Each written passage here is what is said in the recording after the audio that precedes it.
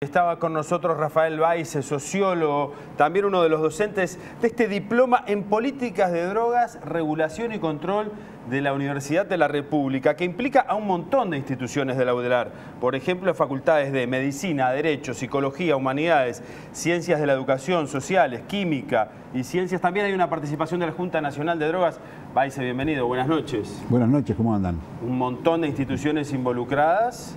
Porque es un tema que atraviesa la sociedad. Es un tema interdisciplinario, entonces cualquier diploma que, instalado en una facultad, enfocase el problema de un solo ángulo, se va a quedar corto en la consideración del problema, en la formación de la gente que iba a hacer posgrados ahí y en definitiva en la propuesta de soluciones, que es una de las apuestas del programa, es conseguir un mejor análisis, mejores analistas, mejores investigaciones y mejores sugerencias de políticas de políticas públicas. Y desde su enfoque, ¿cuáles son los principales problemas que se están viviendo hoy? No sé si a nivel nacional, pero a nivel internacional. Bueno, el problema central desde hace muchos años es el equivocadísimo enfoque de la prohibición del consumo, o sea, de la demanda y de la oferta, que es una cosa que acompaña la historia de la humanidad y va a seguir acompañando la historia de la humanidad. El problema de la prohibición lo que ha conseguido es que se instale el problema muy superior al del consumo problemático, que es el problema del narcotráfico. Y el problema de la guerra entre el narcotráfico y las autoridades de seguridad fronterizas y nacionales, o sea, militares y policías. Y eso es mucho peor que todo lo que había pasado antes.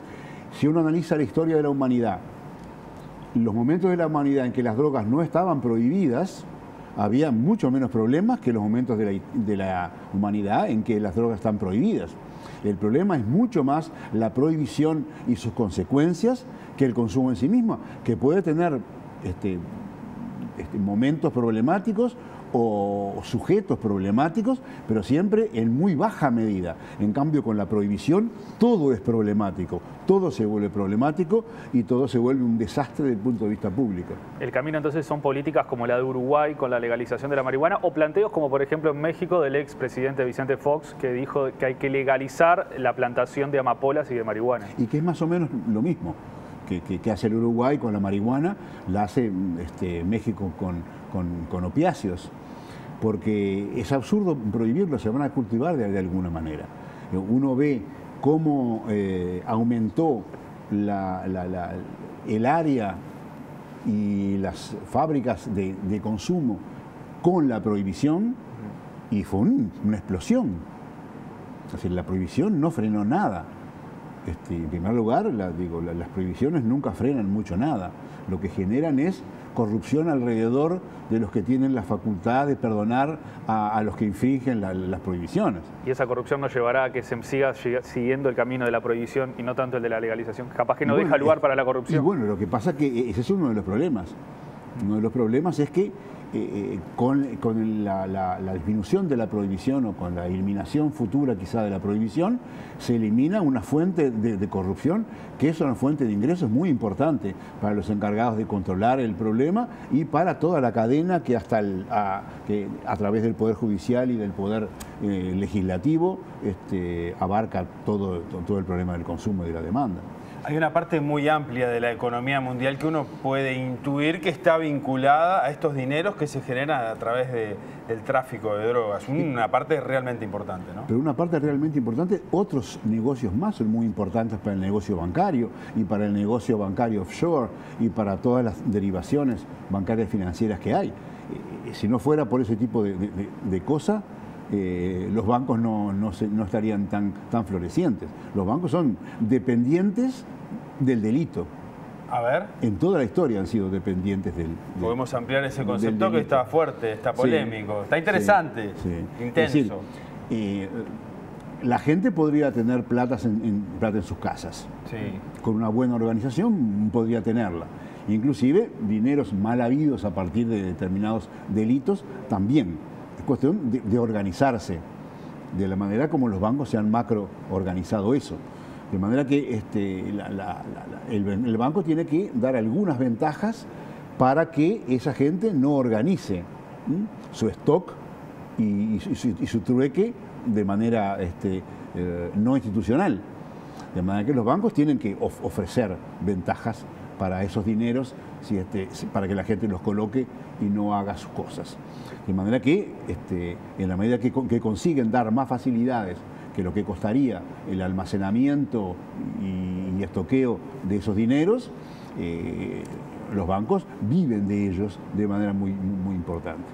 Claro que los bancos viven de manera más, más floreciente a partir de esto, porque igual, si se legalizara el asunto, los bancos igual funcionarían porque igual recibirían, pero no podrían manejar el dinero con la libertad que lo hacen cuando reciben un dinero mal habido y pueden usar sus vericuetos informales para conseguir más dinero a partir de ese dinero. Justamente ahora, cuando el tema de la legalización de la marihuana acá en Uruguay, hubo varias farmacias que tuvieron problemas con bancos porque el dinero venía de la venta de marihuana, ¿no? Entonces el sistema bancario se vuelve absolutamente moralista cuando puede hacerse el moralista por pequeñísimos dineros como los uruguayos.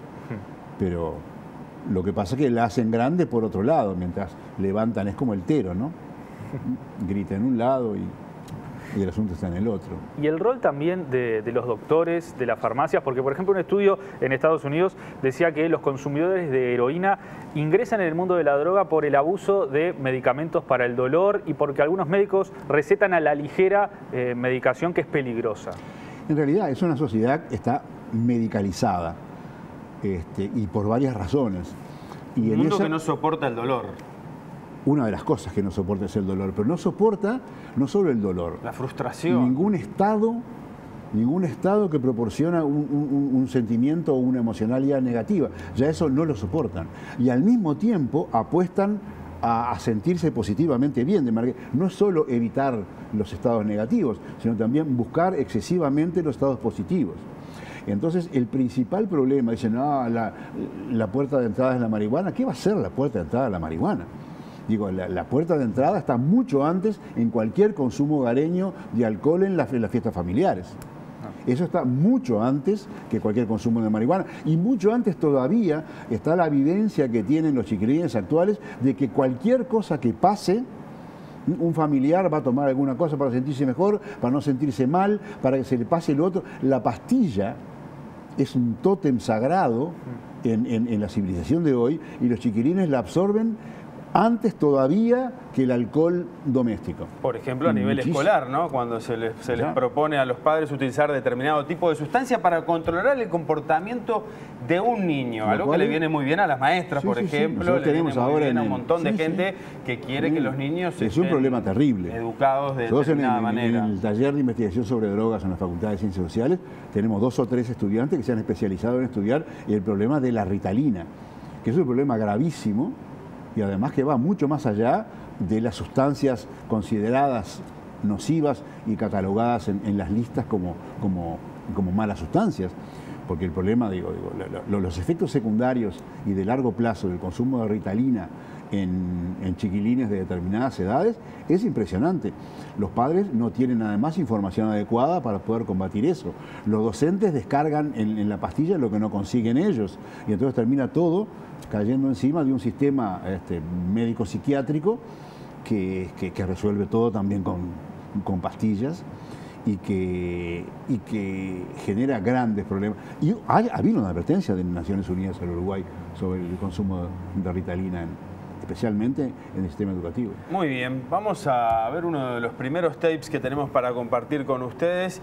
Justamente, Baise hablaba del alcohol, cómo mediatiza un montón de relaciones sociales, es como un bálsamo. La gente se conoce mediatizado por el alcohol, las parejas se forman de noche, en los bailes, todo mediatizado por el alcohol. Vamos a ver el enfoque de otra sociedad, por ejemplo, la pakistaní, que cuando hacen destrucción de droga también destruyen, por ejemplo, botellas con alcohol.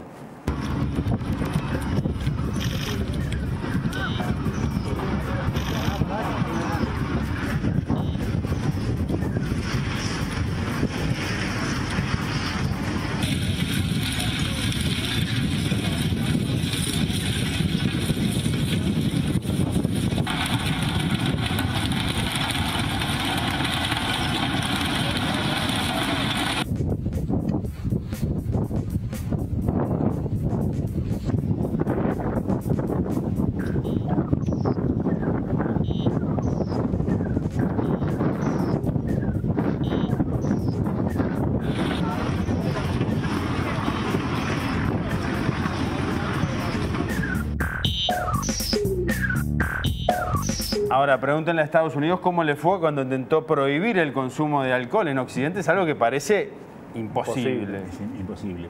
Y va a ser imposible también en el otro lado. El alcohol también es una sustancia que acompaña a la humanidad desde siempre, desde que hubo en primera instancia bebidas fermentadas y solo después bebidas destiladas. Y entonces, digo, eso acompaña la historia de la humanidad. El problema con Pakistán, es decir, desde el punto de vista religioso, Pakistán es históricamente un reducto de mantención de la pureza del Islam frente a su posible, digamos, mezcla con Occidente. Con el mundo hindú indio. De hecho, Pakistán se separa. Sí, India y Pakistán. Se separa de la India y la cosa es mantener una pureza islámica incontaminada.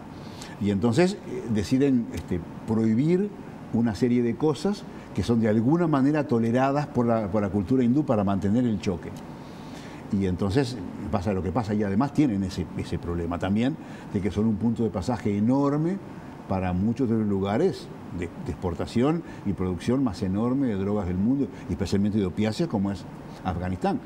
Uno de los problemas geopolíticos alrededor de Afganistán es parte de la ruta de la seda y parte, en un momento fue lejos el productor mayor de opiáceos, sobre todo de heroína. Sí. A medida que avanza el conocimiento químico en el mundo, y el conocimiento bioquímico sobre todo, cualquier sustancia, digamos, de origen vegetal, natural, que sea prohibida, digo, sus principios activos van a ser replicados por la industria farmacéutica inmediatamente. De manera que es prácticamente, yo hace muchos años que tuve esa experiencia en Estados Unidos con gente, decía, miren, mantengan las sustancias naturales, porque las artificiales que vengan van a ser además drogas de mucha mayor potencia, porque se puede regular la potencia a placer del fabricante. En cambio, en las naturales hay determinados límites dentro de los cuales el principio activo está encerrado en la planta. Bueno, hay una lucha también ahí entre los médicos y la homeopatía, ¿no? Los médicos que se resisten a enviar. Yo hace un tiempo me tuve que operar la nariz y el médico me dijo, no digas nada, pero te voy a mandar esta receta que es una homeopatía para que no se te inflame la cara. Y fue verdad, la tomé 15 días antes, 15 días después de la cirugía, no tuve inflamación, no tuve hematoma, no tuve nada, pero él me dijo, como que por abajo, tomá, andá a sacar homeopatía. Esa guerra entre la medicina alopática y las otras medicinas también acompaña la historia de la humanidad. Inicialmente, hasta en todo el mundo antiguo, los médicos no eran, digo, la fuente de salud principal y de combate a la enfermedad. Había otra cantidad de gente, digo, magos, claro, adivinos, hechiceros, brujos, etcétera, que en definitiva trataban más a la humanidad que la medicina alopática, que fue ganando terreno con el cristianismo en el medioevo, que recién en el Renacimiento tardío, realmente los médicos ocuparon el primer lugar en las sociedades, y en las sociedades civilizadas y en contextos urbanos. Recién en esa época se aliaron, digamos, con el Estado, es decir, los médicos ascendieron juntamente con el Estado nacional que venció a toda la fragmentación feudal anterior, nacen juntos, y esa conmixtión entre el Estado y los médicos es una cosa muy nueva en la humanidad, no tiene más de 2 siglos. A Pablo Escobar le llevó décadas inspirar una serie en Netflix. El presidente de Filipinas, Rodrigo Duterte, lo logró luego de apenas 2 años en el poder gracias a su cuestionada guerra contra las drogas, que ya dejó más de 7.000 muertos. Pobreza, narcotráfico, asesinatos y corrupción policial son los ingredientes de Amo, una producción filipina que sigue la estela de Narcos y El Chapo al retratar a pie de calle la sangrienta campaña del castigador, como se conoce a Duterte por su mano dura contra el crimen.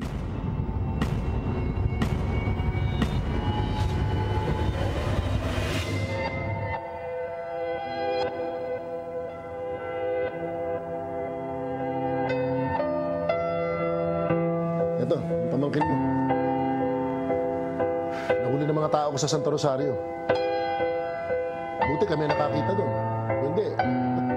La guerra contra las drogas, iniciada por el presidente filipino cuando asumió en el poder en junio de 2016, ya provocó más de 4.000 ejecuciones extrajudiciales a manos de la policía, según los últimos datos oficiales, y al menos otras 3.000 de particulares amparadas por el clima de impunidad.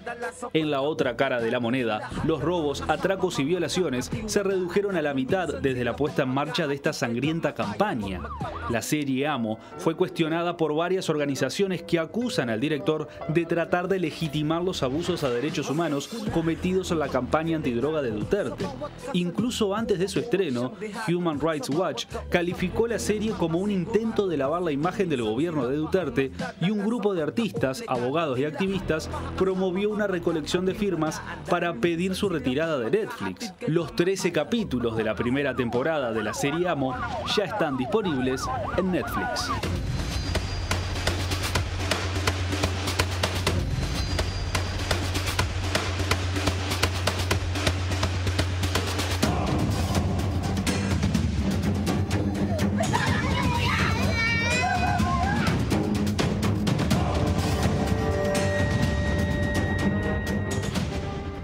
Yo tengo como norma no mirar series, pero es llamativo la cantidad que hay respecto al mundo del narcotráfico, respecto a los narcotraficantes. Es como decir, bueno, váyanse acostumbrando que esto es lo que hay. Esta es la forma que adopta la sociedad en el siglo XXI, donde estos son los señores y les mostramos cuáles son las reglas de ellos. Es increíble realmente que haya tal cantidad de series que están promoviendo la vida de estos personajes que, digamos, en muchísimas zonas donde el Estado no llega y donde no tiene, digamos, ninguna influencia, son los que mandan, sin lugar a dudas, ¿no?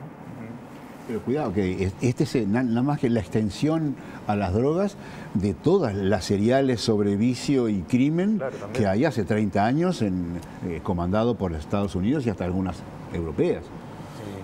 Con estas excusas muchas veces se toman políticas de seguridad que recaen sobre los que menos tienen, en realidad sobre los barrios más pobres, y se hacen los grandes operativos. Y además son grandes, ejemplos de grandeza a imitar para la gente en lugares pobres. Porque claro, son ídolos. Un chiquilín que no tiene nada, que su familia no tuvo nada y que no espera tener casi nada el resto de su vida, cuando ve que puede unirse a estos lugares y después tener cualquier cantidad de cosas, arriesga perfectamente la muerte por 20 años de gloria que nunca iba a tener de otra manera. Es un pésimo ejemplo. Todas las seriales que tienen que ver con crimen son un pésimo ejemplo para las poblaciones carenciadas, y además son otro pésimo ejemplo en la medida que revelan que las fuerzas públicas son incontrolables, o sea, que actúan más allá de la ley porque defienden sagrados principios y a una nenita rubia que fue raptada por uno. Ahora, esa imagen... No hay cosa peor para la socialización de la gente que las seriales sobre crimen y actualmente las seriales sobre drogas. Gran parte de la televisión, en realidad. Gran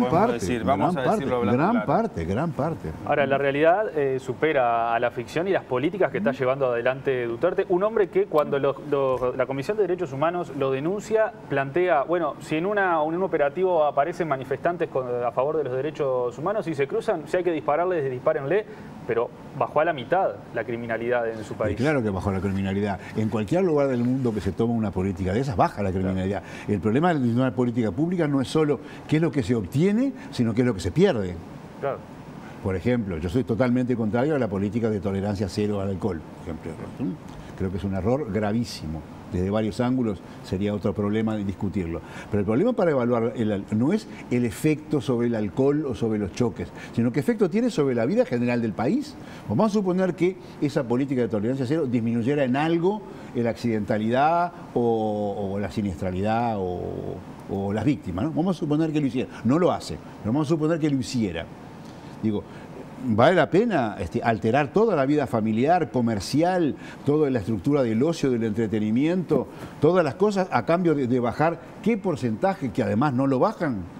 Esa es de las peores políticas que yo conozco. Una política que está basada en malos datos, que no consigue su efecto y que le liquida la vida todo el año a todo el mundo.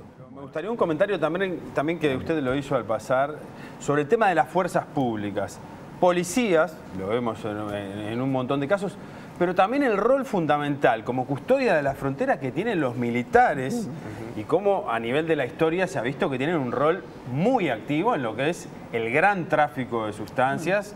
Por ejemplo, se han secuestrado aviones colombianos en Estados Unidos, todo lo que estaba vinculado a las guerras de Estados Unidos en el mundo. Un pequeño comentario sobre ese rol de quienes aparecen muchas veces como los grandes custodios de esa libertad, pero en realidad muchas veces terminan implicados por el control de la frontera. Yo aprendí eso de adolescente yendo en un tren de viaje por Ecuador y Perú. Tenía un tipo sentado al lado, yo en general ignoro a la gente que está sentada al lado porque después quedas preso de la conversación todo el tiempo, prefiero como buey lamerme solo y no comerme a alguien que después no tengo que aguantar. Pero después se fue dando la conversación naturalmente y el tipo me dijo, estoy esperando recibirme de la policía bonaerense para poder traficar tranquilo. Qué lindo. Eso como revelación para un adolescente fue fuerte, ¿no? Cuando llegamos a un grado de... Una figura que supuestamente combate contra eso, sí, ¿no? El problema es que en el Uruguay no tanto, porque el Uruguay es un lugar que no es más de pasaje que de consumo, una población baja. Pero en las poblaciones en que hay alto nivel y países enormes que tienen una enorme superficie fronteriza, es tan importante la policía interna como los militares que custodian todas las zonas fronterizas. Y Bueno, entonces, en México hay claramente incidentes entre los policías y los militares, claro, tomados excelentemente, en este caso por la película Traffic, que íbamos a mostrar un fragmento, pero no nos da el tiempo. Pero Claro, sí porque hay hechos reales de enfrentamientos entre militares y policías, justamente por temas vinculados a tráfico. y claro, porque hay zonas que son limítrofes. O sea, ¿qué es exactamente frontera y qué es el interior del país? Claro. Hay lugares que inclusive hasta administrativamente son ambiguos y ahí se producen las cosas. Como a veces hay sus choquecitos entre la prefectura naval y la policía en zonas costeras. También. Porque tampoco está exactamente definido el lugar.